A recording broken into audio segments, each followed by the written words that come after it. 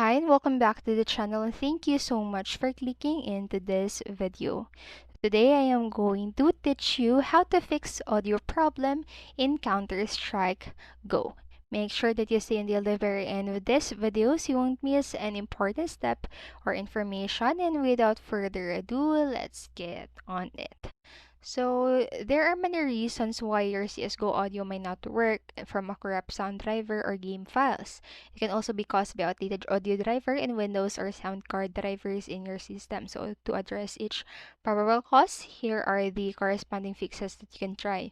First is to configure your headphones. So, it is highly recommended that you always play CSGO with headphones. So, this allows players to hear their surroundings in the game so they can find your enemies without being distracted by external sounds.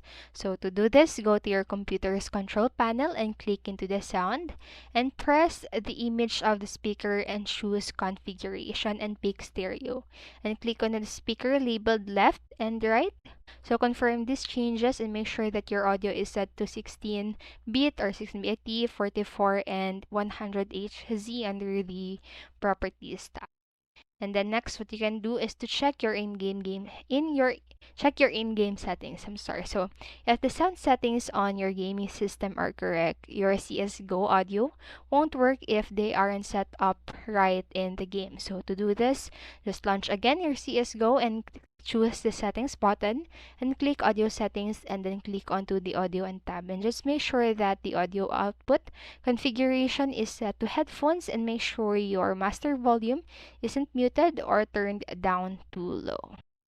And then next, what you can do is to verify the integrity of game files. So by verifying your CSGO files, you can get rid of any cache files that aren't working and make sure that all of your files are corrupted. So to do this, open your Steam game launcher, scroll down and click on to the Counter-Strike Global Offensive and click on to the properties, and you can click onto the local files on the left hand side, and now click on to the verify integrity of game files, and it will take a few minutes to re-download and get rid of any corrupted files that are already there. And that's it for this video, and I hope this helped you.